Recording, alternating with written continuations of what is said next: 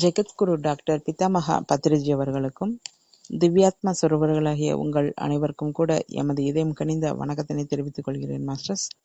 இன்னைக்கு நாம the untold story of Sita, அதாவது சீதாயனம் என்ற புத்தகத்திலிருந்து பார்க்க இருக்கிறோம்.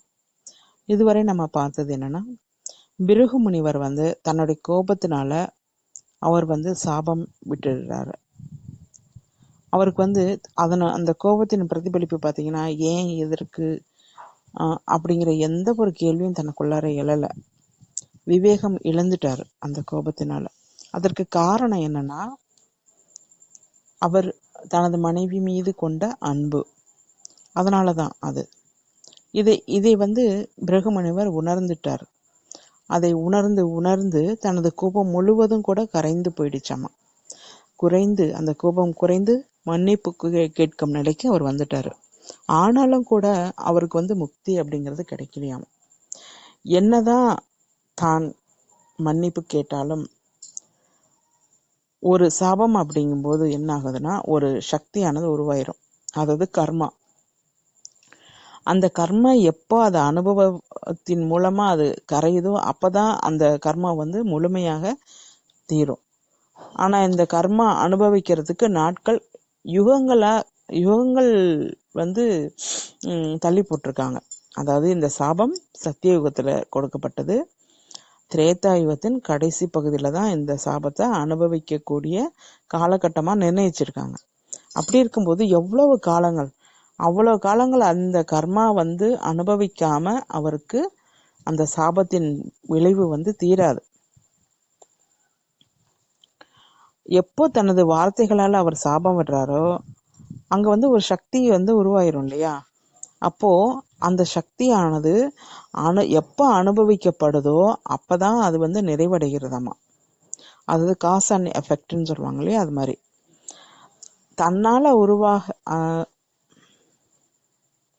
தன்னால உருவான கர்மா அது அதனுடைய தீவிரம் குறையும், அதாவது அழியும் வரை தனக்கு முக்தி அப்படிங்கிறதே கிடையாது.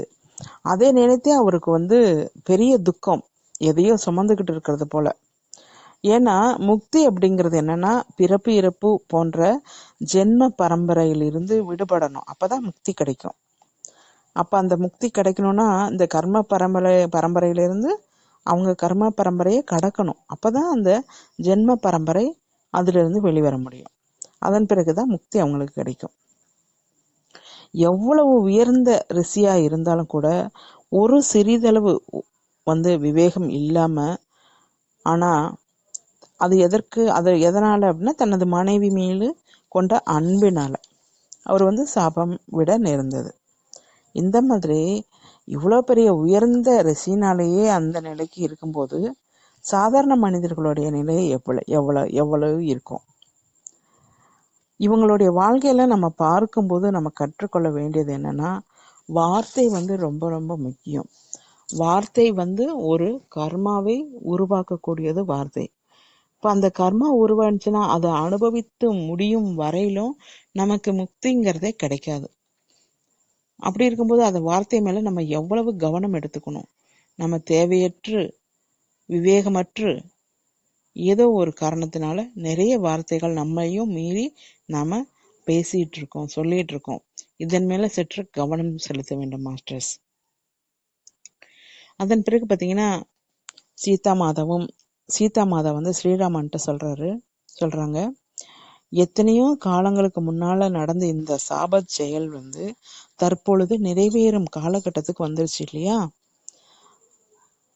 அப்படின்னு சொல்லிட்டு மாதா சொல்றாங்க.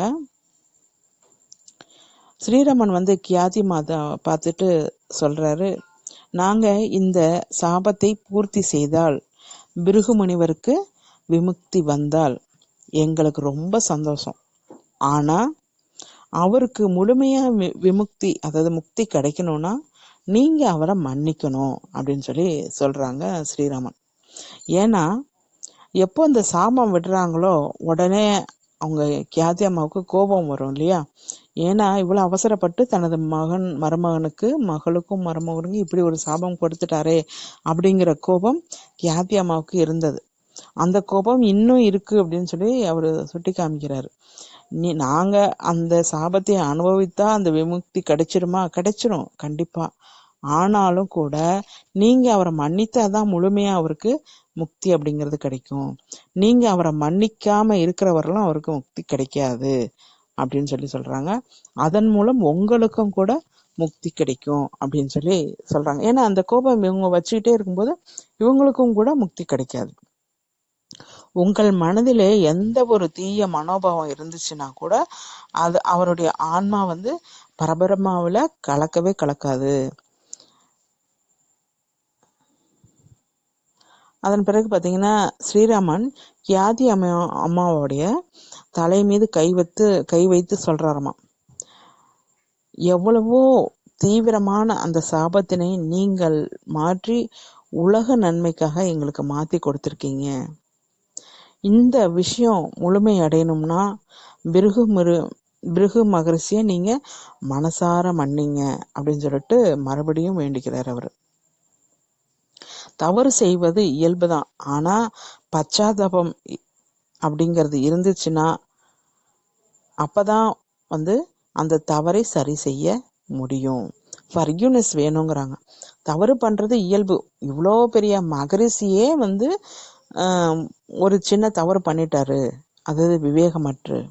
அது இயல்புதான். தவறு அப்படிங்கிறது சிறியவர் பெரியவர் அப்படின்னு யாரும் இல்லை. தவறு இயல்பானது. ஆனா அதற்கு உண்டான பச்சாதாபம், அதாவது ஃபர்கிவ்னஸ் அப்படிங்கிறது கண்டிப்பா இருக்கணும். இதை கேட்ட கியாதி மாதாவோட கண்கள்ல நீர் கசிந்து ஓடுதாமா. ஏன்னா அவங்களுக்கு வேதனை, தன்னுடைய மகளுக்கும் மருமகனுக்கும் இப்படி ஒரு சாபம் கொடுத்தினாருங்கிற வேதனை அவங்களுக்கு இன்னமும் கூட இருக்கு. இத உடனே கியாதி அம்மா புரிஞ்சுக்கிட்டாங்க.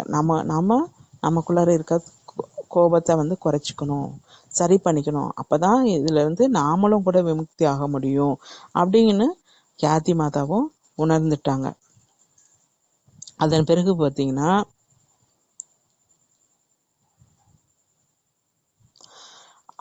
அதாவது அந்த காலத்துல எல்லாருமே கூட தனக்கிட்ட இருக்க கோபமா இருக்கட்டும், சந்தோஷமா இருக்கட்டும், எந்த நல்ல செயலா இருக்கட்டும், எந்த கஷ்டமா இருக்கட்டும், துன்பமா இருக்கட்டும், எது வந்தாலும் கூட அவர்கள் எல்லாம் செய்யக்கூடியது ஒரு விஷயம் என்னன்னா தியானம், அதாவது தவம், தியானம் தான் செய்வாங்க. எந்த ஒரு செயல் செஞ்சாலும் ஆரம்பத்துல தியானமோ தவமோ செய்வாங்க. அதன் பிறகு பாத்தீங்கன்னா ஒரு கஷ்டம் வந்தாலும் அதுதான், ஒரு சந்தோஷம்னாலும் அதுதான். எந்த ஒரு செயலுக்கும் அடிப்படையா அவங்க செய்யறது என்னன்னா தியானம்தான். அதன் பிறகு கியாதி மாதா, நான் தியானத்துக்கு கிளம்புறேன், எனக்கு புரிஞ்சிருச்சு.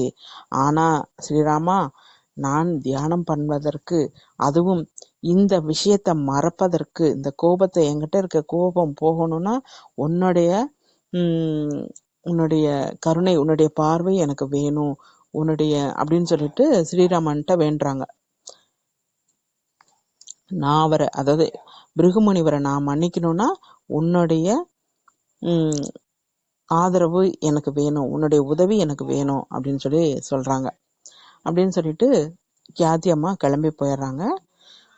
அதன் பிறகு பாத்தீங்கன்னா வசிஷ்டர் அங்க இருக்கிறாரு இல்லையா, அவர் சொல்றாரு, ஸ்ரீராமா நீ நல்ல வேலை பண்ணியிருக்கிற அப்படின்னு சொல்லிட்டு வசிஷ்டர் சொல்றாரு. நீங்க அதன் பிறகு என்ன சொல்றாருன்னா, நீங்க இருவரும் இந்த சாபத்தினை பூர்த்தி செய்தால், அதாவது பிருகுவும் கியாதி அம்மாவும் 2 பேரும் முக்தி பிராப்தம் கிடைக்கும். அவங்களுக்கு முக்திங்கிற பிராப்தம் கிடைக்கும். இதன் மூலம் இந்த சிருஷ்டிக்கே மிகவும் நன்மை நடக்க போகுது அப்படின்னு சொல்லி சொல்றாரு. இது விரைவிலே நடக்க போகுது. அதனால நாம் எல்லாரும் சேர்ந்து இப்பொழுது தியானம் பண்ணலாம் அப்படின்னு சொல்லிட்டு வசிஷ்டர் மற்ற 3 பேரையும் அழைக்கிறாங்க. யாருன்னா வசிஷ்டர், அருந்ததி, ஸ்ரீராமன், சீதா மாதா 4 பேரும் சேர்ந்து தியானத்துல அமர்றாங்க. அப்ப ஸ்ரீராமன் சொல்றாரு, எந்த ஒரு தீமையா இருந்தாலும் கூட அது நன்மையில தான் முடியும். நாம எந்த ஒரு விஷயத்தை எப்படி எடுத்துக்கிறோம் அப்படிங்கிறத பொறுத்து தான் இருக்கு. அதாவது ஆரம்பத்துல பாத்தீங்கன்னா சீதா மாதா ரொம்ப பயப்பட்டாங்க. ஐயோ, என்னடா பண்றது, நம்ம பிரிந்திருக்கணுமே அப்படின்ட்டு ரொம்ப பயப்பட்டாங்க.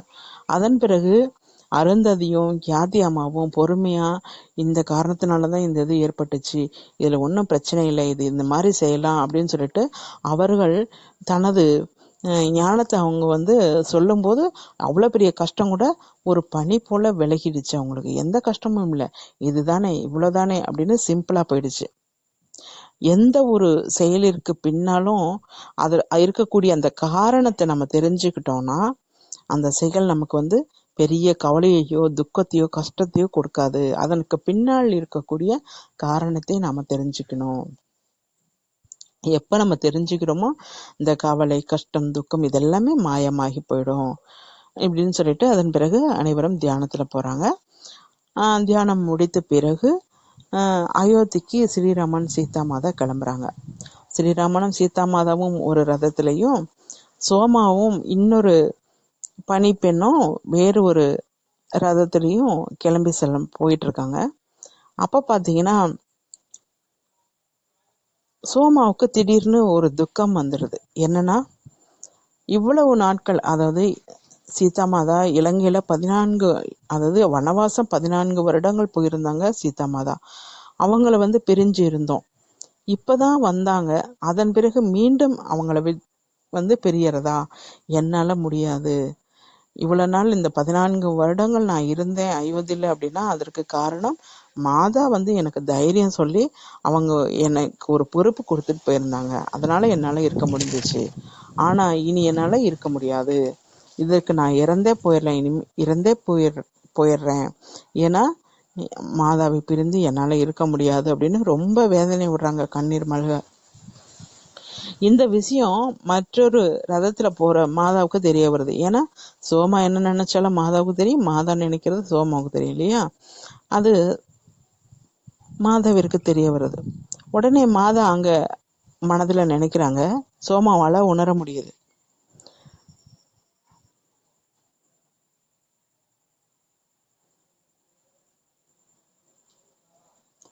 அப்போ சோமா சொல்றாங்க, அம்மா நான் உங்களுக்கு நான் வாழ்ந்தேன்னா சேவை செய்து வாழணும், அப்பதான் அது எனக்கு முழுமையான வாழ்க்கையா இருக்கும்.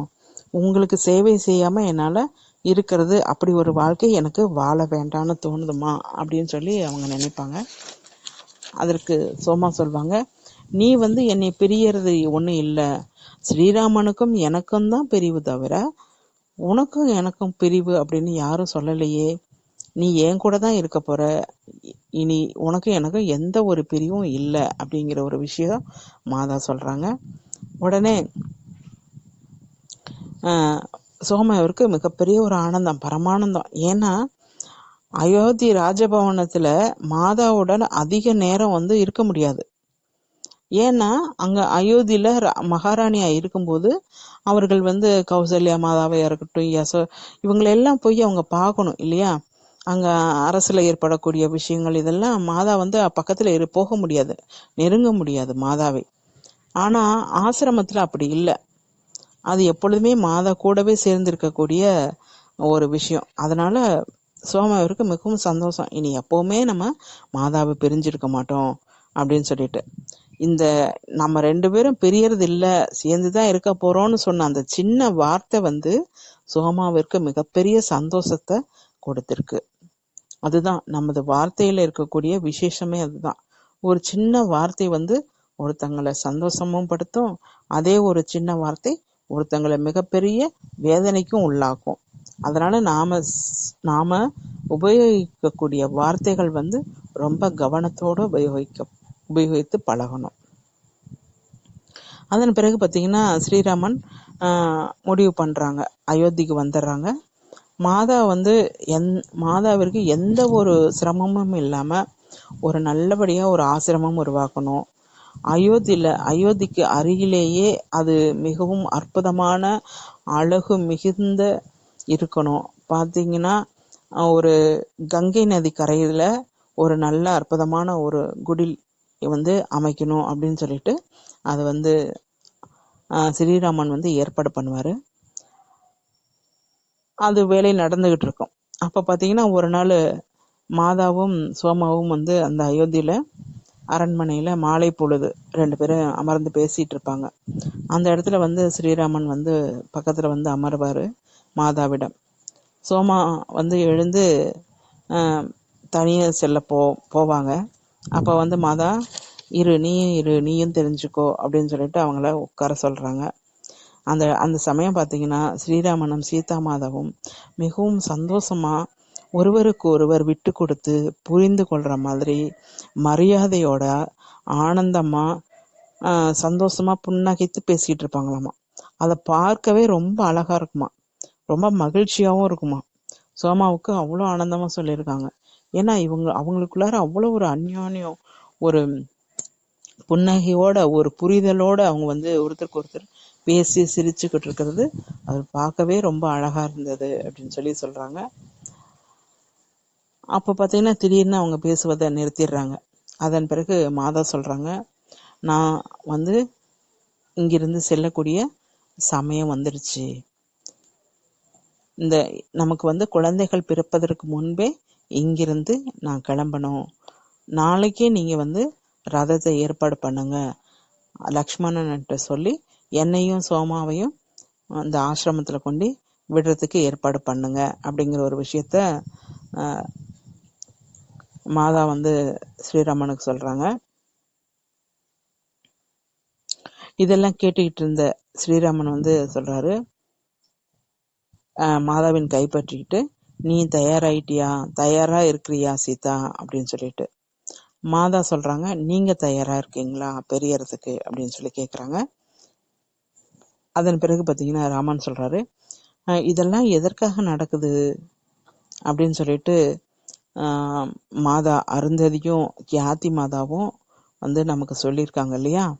நாம வந்து சரீர ரீதியா தான் இந்த இடத்துல பெரியறமே தவிர எத்தனையோ நன்மைகள் இதனால நடக்க இருக்கு. நாம பெரியவதன் மூலம் மிகப்பெரிய நன்மைகள்லாம் இருக்கு.